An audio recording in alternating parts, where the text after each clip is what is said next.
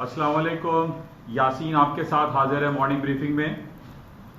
आज इस हफ्ते का पहला वर्किंग डे है, बरोज पीर मंडे, डेट है आज 10 अगस्त। अर्ली मॉर्निंग भी आपके साथ में हाजिर हुआ मार्केट प्री ओपनिंग के हवाले से, और उसमें मैंने कुछ बातें आपसे ये बताई थी। खास तौर पे जो 2 दिन हफ्ता और इतवार हमारे पास यही एक काम होता है कि हम अपनी पूरी निगाहें, अपनी पूरी तवज्जो इन बातों पे मरकूज रखते हैं कि हफ्ता और इतवार कौन से ऐसे इवेंट हुए हो जिसका इम्पैक्ट मंडे की मार्केट ओपनिंग पर पड़े, चाहे वो गोल्ड हो, सिल्वर हो, स्टॉक्स हो, करेंसीज हो, या कोई इंडिविजुअल स्क्रिप्ट जो कि रात में पाकिस्तानी वक्त के मुताबिक अमेरिका की मार्केटें खुलती हैं। तो हमारे पास पिछले हफ्ते तो बहुत ज़्यादा चर्चा, बहुत ज़्यादा खबरें। अमेरिका के सदर डोनाल्ड ट्रंप की तरफ से एक एग्जीक्यूटिव ऑर्डर था जो अमेरिका ने चाइना के 2 सॉफ्टवेयर पे पाबंदी लगाई, एक टिकटॉक और दूसरा था वी चैट। इस हवाले से ट्रंप साहब ने उसको एक एग्जीक्यूटिव पावर को अपना एक्सरसाइज किया और उनको 45 डेज का अल्टीमेटम जारी कर दिया कि 45 डेज के अंदर चाइना की ये दोनों कंपनियां अपना काम बंद करके वापस चाइना लौट जाएं। तो बहरहाल ये इंपॉर्टेंट खबर थी और काफी इसका चर्चा रहा। और इसके अलावा दूसरी जो अहम खबर हमारे सामने थी और जिसका बड़ी शिद्दत से लोग इंतजार कर रहे थे, फॉर लास्ट 10 डेज से इंतजार कर रहे हैं, और वो है अमेरिका के तकरीबन 2 से 3 ट्रिलियन या 1.5 ट्रिलियन ऑफ डॉलर के इकोनॉमिक स्टिमुलस पैकेज के हवाले से। 31 जुलाई को अमेरिका ने जो मई में 3.5 ट्रिलियन ऑफ डॉलर के इकोनॉमिक स्टिमुलस पैकेजेस दिए थे कोरोना वायरस पेंडेमिक की वजह से, क्योंकि लोग घरों में लॉकडाउन शटडाउन की सोबतें बर्दाश्त कर रहे थे और वो किसी काम काज में मसरूफ नहीं थे। इस बेसिस पे अमेरिका ने 3.5 ट्रिलियन ऑफ डॉलर लोगों में बांटे, किसी को $500, किसी को $1200, किसी को $2000 तो किसी को $1000। वो तमाम पैसे लोगों के पास हो गए खत्म और उसकी डेट थी 31 जुलाई। अब आज हो गई है 10 अगस्त। 10 दिन से लोगों के पास पैसे नहीं हैं। इन बेसिस पे अमेरिका के हस्बे इख्तिलाफ और जो हुकूमत के दरमियान ये बातचीत होती रही कि जनाब billions and trillions of dollar के इकोनॉमिक स्टिमुलस पैकेज को जल्द अज जल्द पास किया जाए ताकि ये पैसे आम लोगों को दिए जाएं और वो अपनी जरूरियात जिंदगी को पूरा कर सकें। लेकिन ऐसा नहीं हो सका। 9 तारीख तक यानी 8 अगस्त 8 तारीख तक ये मुमकिन नहीं रहा। इस बेसिस पे अमेरिका के सदर डोनाल्ड ट्रंप ने जुजवी तौर पर, ये मैं वाज़ेह कर रहा हूं कि ये जुजवी तौर पर पार्टली जो है इसको पास किया है, मंजूर किया है, ताकि वो तमाम लोग जिनके पास 200, 400, $500 नहीं है अपने 2 मीट्स एंड को मीट करने के लिए, उन तमाम लोगों को वो पैसे दिए जाएं और वो अपनी जरूरतें जिंदगी को पूरा कर सकें। तो ट्रंप साहब ने एक एग्जीक्यूटिव ऑर्डर के तहत बरोज सैटरडे, हफ्ते वाले दिन, ये बिल पास कर दिया, लेकिन इसका बाकायदा पास होना अभी बाकी है। अमेरिका की सदर यानी अमेरिकी हुकूमत और हस्बे इख्तिलाफ जो कि डेमोक्रेट्स हैं, इनके दरमियान ये मीटिंग का सिलसिला अभी जारी रहेगा और इसको पास होने के हवाले से बहुत सारी इसमें पेश रफ्त होनी है।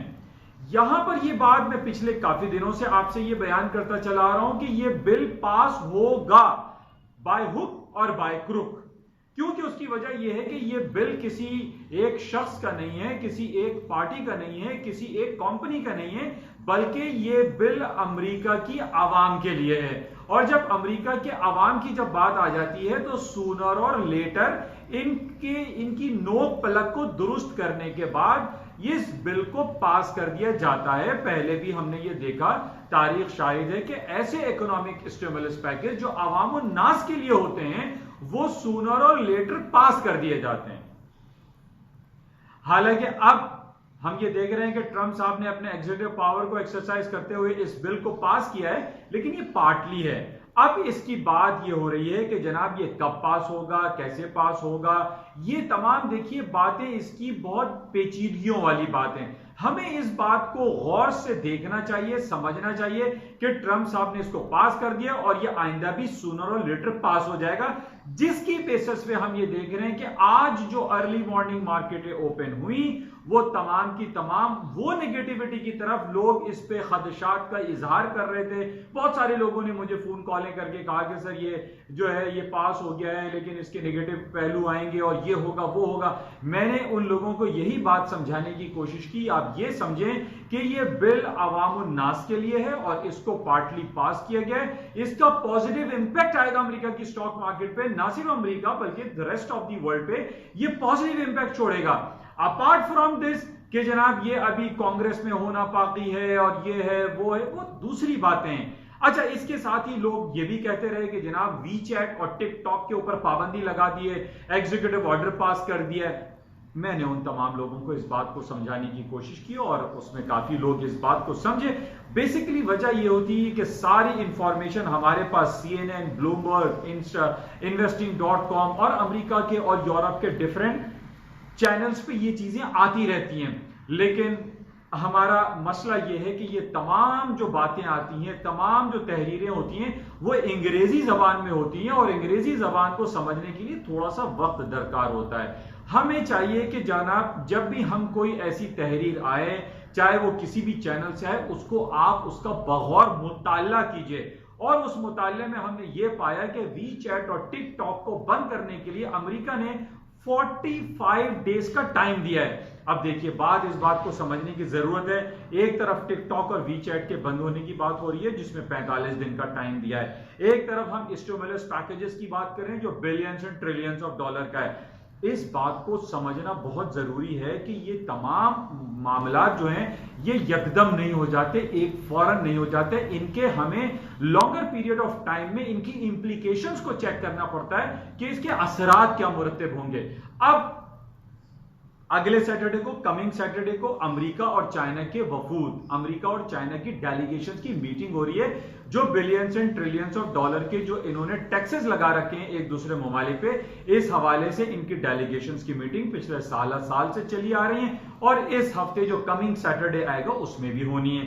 अब टिकटॉक और वी चैट के हवाले से इधर भी बात होनी है, यहां पर हांगकांग के सिक्योरिटी लॉ के हवाले से भी अमेरिका और चाइना के माबैन बातें होंगी और बहुत सारी जो आपस में खलफशार हैं कि जनाब वो जासूसी के इल्जामात अमेरिका ने चाइना के ऊपर लगा रखे हैं और वो हुआवी को पाबंद करना चाह रहे हैं। तो इस हवाले से देखिए कमिंग सैटरडे को मीटिंग होगी।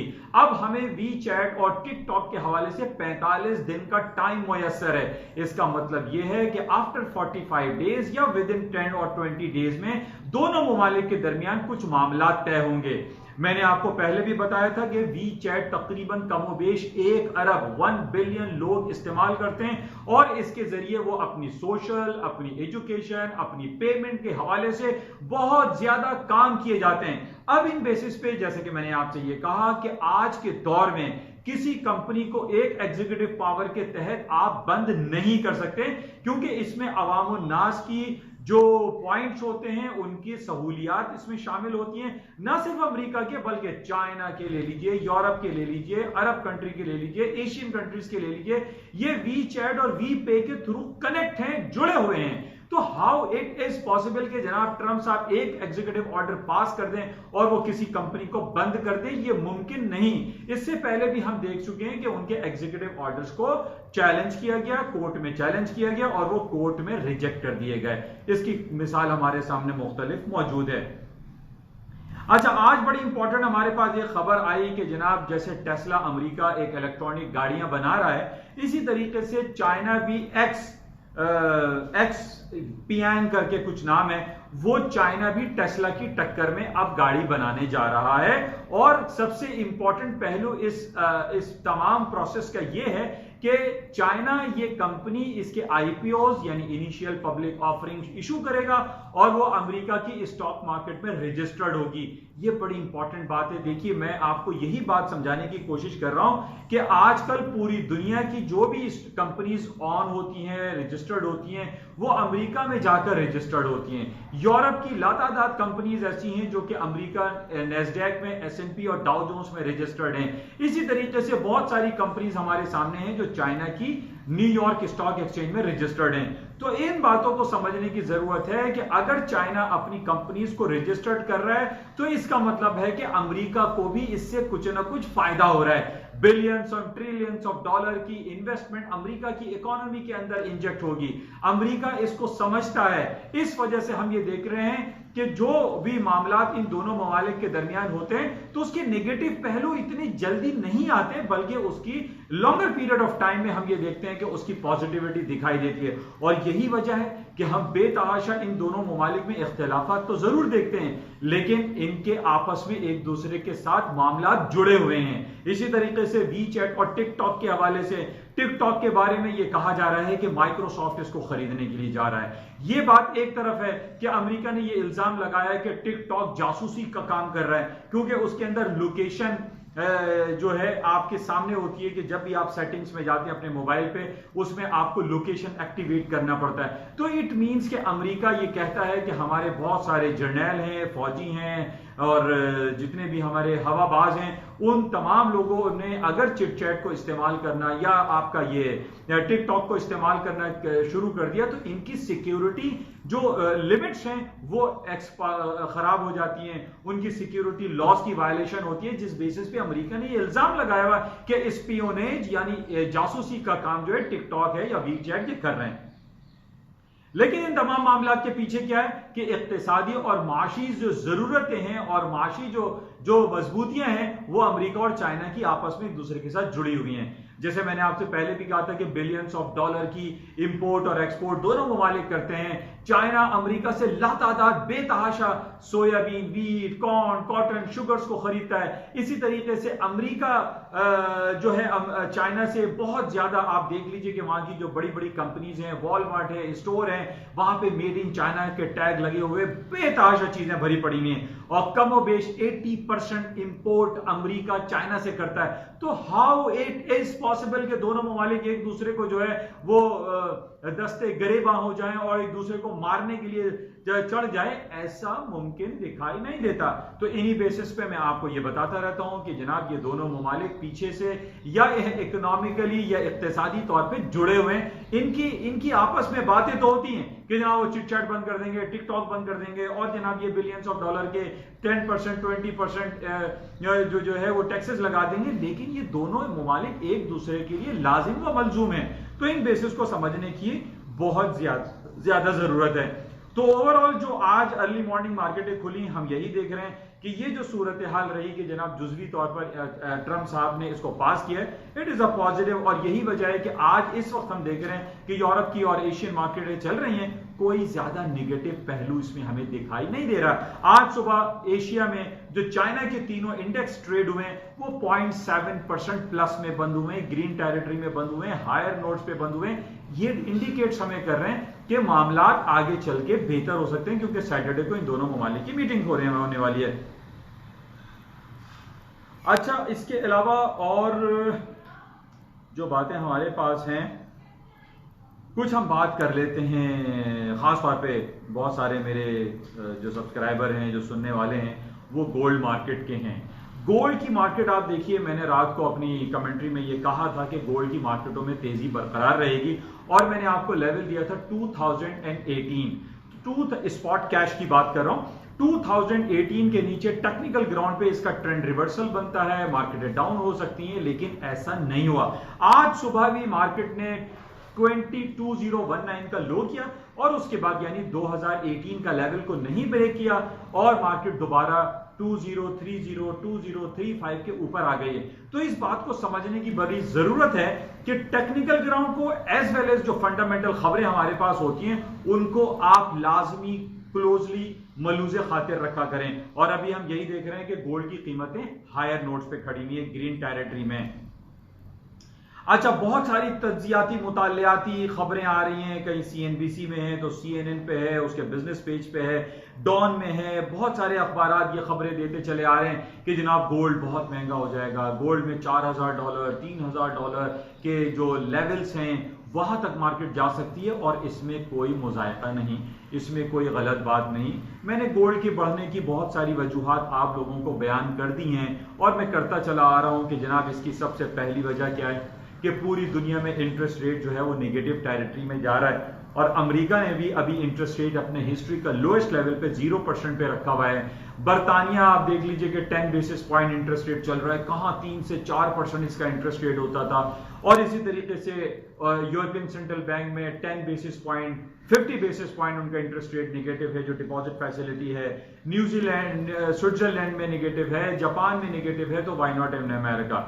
तो हम ये देख रहे हैं कि एक तरफ स्टॉक मार्केट ऊपर की तरफ जा रही है, एक तरफ सोने की कीमतें ऊपर जा रही हैं और इसका डायरेक्ट जो वजह है वो यही है कि इंटरेस्ट रेट जब डिक्लाइन होता है तो स्टॉक मार्केटों में तेजी आती है, लोग अपनी बिजनेस एक्टिविटी में पैसा ज्यादा लगाते हैं, बैंकों में अपने पैसे को आइडल नहीं छोड़ते।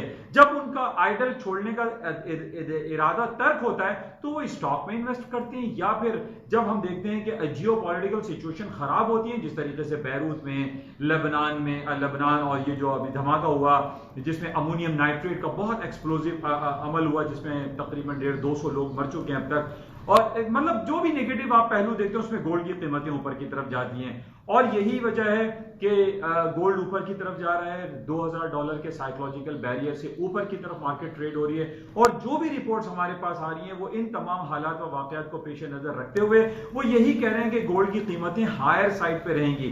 अब इसके आप दो लेवल्स याद रखिए, 2018 और 1920, यानी $100 का फर्क। 1920 में इसलिए कह रहा हूं कि आज से 9 साल पहले जब मार्केट का हाई था वो 1923 या 1920 आप कह लीजिए, उसके नीचे अगर मार्केट जाती है तो देन वी विल से कि गोल्ड की कीमतें नीचे जाएंगी, अदरवाइज गोल्ड के ऊपर जाने का पोटेंशियल ज्यादा एग्जिस्ट करता है। प्लस ये जो हमारे पास stimulus packages billions and trillions of dollar के अनाउंस होते चले जा रहे हैं, ट्रम्प साहब ने अनाउंस कर दिया तो इस बेसिस भी गोल्ड की कीमतें ऊपर जाएंगी।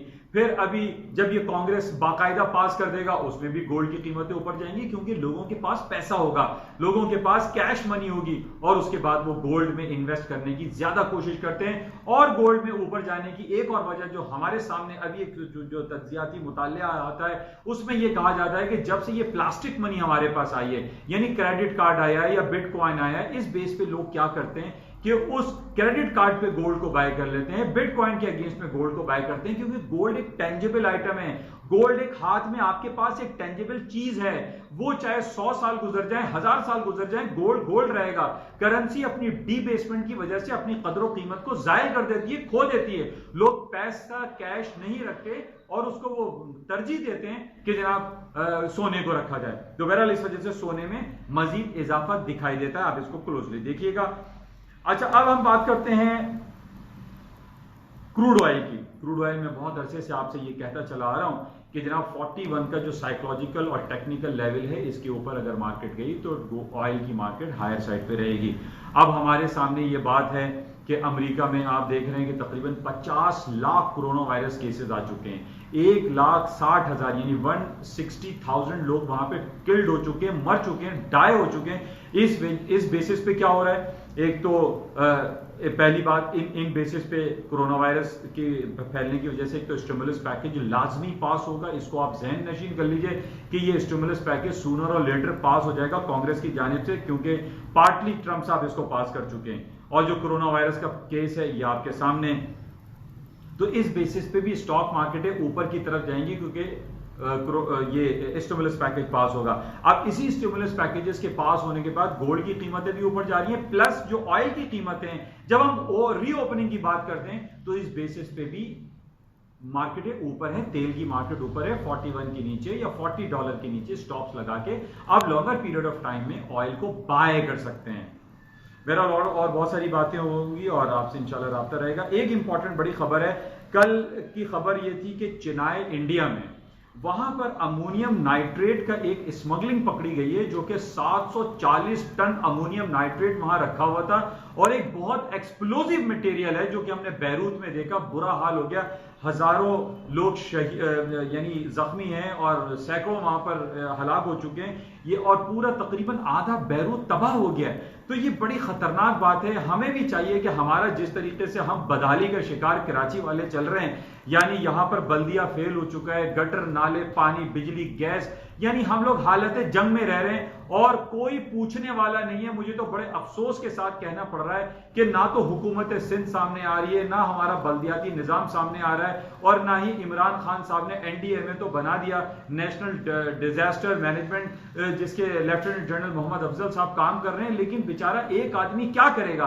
पूरा बल्दियाती निजाम तबाह हुआ हुआ है। इस बेस पे मेरी ये हुकूमत सिंध और लोगों से ये दरखास्त है कि ऐसा ना हो कि हमारे भी पोर्ट सिटी है, कराची पोर्ट सिटी है, कहीं ऐसा ना हो कि हमारे भी पोर्ट पे कहीं अमोनियम नाइट्रेट पड़ा हुआ हो और हम लोग जो है वो ख्वाब खरगोश में मसरूफ हों और हमें पता ही ना हो। जिस तरीके से हमें कुछ भी नहीं पता, बल्दियाती इदारे हमारे तबाह हो गए, कुछ भी नहीं हुआ, करोड़ों अरबों रुपए जो है वो लड़काने में लग गए, कुछ पता ही नहीं चलता, कोई इंक्वायरी नहीं होती, कोई पूछगछ नहीं होती। मेरी खुदारा ये गुजारिश है हुकूमत सिंध से, हुकूमत पाकिस्तान से, कि कहीं हमारे भी गोदामों में, हमारे पास भी कहीं पोर्ट सिटी में कहीं अमोनियम नाइट्रेट ना पड़ा हुआ हो कि जनाब वो भी कहीं खुदा ना खास्ता कुछ ऐसा हादसा हो जाए जिस तरीके से बैरूत में हुआ। तो मैं तमाम जो हुक्काम आला हैं उनसे मैं गुजारिश करता हूं कि प्लीज अपने port city, Karachi port city को चेक करें और यहां पर इसको देखें कि कहीं अमोनियम नाइट्रेट जो बहुत एक्सप्लोसिव मटेरियल होता है, कहीं हमारे पास तो ये नहीं रखा हुआ। जिस तरीके से इंडिया ने पकड़ा, चेन्नई में पकड़ा और उन लोगों को पकड़ के सजाएं भी दी और उसको कस्टडी में किया अपने। तो बहरहाल इंशाल्लाह राब्ते में रहेंगे। आज कराची स्टॉक एक्सचेंज थोड़ा सा मिक्स है, 40,000 के नीचे चल रही है, 100-150 पॉइंट माइनस है, और उसकी वजह हम ये कह सकते हैं कि पिछले एक हफ्ते से हमारे सामने जो कश्मीर के हवाले से जो बातचीत चल रही थी, हमारे वजीर खारजा जनाब शाह महमूद कुरैशी साहब ने कश्मीर के हवाले से बड़ा स्ट्रॉन्ग स्टैंड लिया है। उस हवाले से हम कह सकते हैं कि थोड़ी सी कुछ चक्कलिश सऊदी अरब के साथ कह लीजिए या हमारे कुछ दूसरे ममालिक के साथ कुछ नाराजगी का सिलसिला रहा हो, जिस बेसिस पे आज हमारे पास स्टॉक मार्केट है थोड़ी सी डाउन दिखाई दे रही है, क्योंकि $1 बिलियन की कहीं अभी तक हमारे पास ऐसी वजारत खारजा या वजारत जो फाइनेंस मिनिस्ट्री है वहां से हमारे पास कोई ऐसी ऑथेंटिक रिपोर्ट नजर नहीं आ रही है कि जनाब $1 बिलियन पाकिस्तान ने रिटर्न कर दिया सऊदी अरब को। बहरहाल इस थोड़ी सी चपकलिश और नेगेटिविटी की वजह से आज हम कराची स्टॉक को थोड़ा सा डाउन देख रहे हैं, लेकिन होपफुली ये मामला अच्छे हो जाएंगे, क्योंकि सऊदी अरब हमारे देखिए दो पड़ोसी ममालिक, दो हमारे जिगरी दोस्त हैं। एक पहला सऊदी अरब है जो कि हमारे मजहबी हवाले से और मक्का मुकर्रमा, हिजाज मुकद्दसा, मदीना मुनव्वरा की वजह से हमारा एक बहुत जबरदस्त स्ट्रॉन्ग रिलेशन सऊदी अरब के साथ है जो कभी खत्म नहीं हो सकता। और दूसरी तरफ हमारा एक दूसरा जो बहुत ही करीबी हमारा दोस्त मुल्क है, पड़ोसी मुल्क है, खुजरा बॉर्डर के तहत हम वहां पर जाते हैं, और चाइना की दोस्ती लाजवाल है, सऊदी अरब से दोस्ती हमारी लाजवाल है। दोस्तों में थोड़ी बहुत चपकलिश हो जाती है तो इसको इतना नेगेटिव हम नहीं ले सकते, हालात बेहतर हो जाएंगे। सऊदी अरब के साथ भी और चाइना के साथ तो हमारे हालात माशाल्लाह से इस्तेवार हैं, और हम उम्मीद करते हैं कि ये दोनों ममालिक हमारे लिए बहुत स्ट्रॉन्ग दोस्त हमेशा रहेंगे। थैंक यू, इंशाल्लाह राब्ते में रहेंगे। खुदा हाफिज।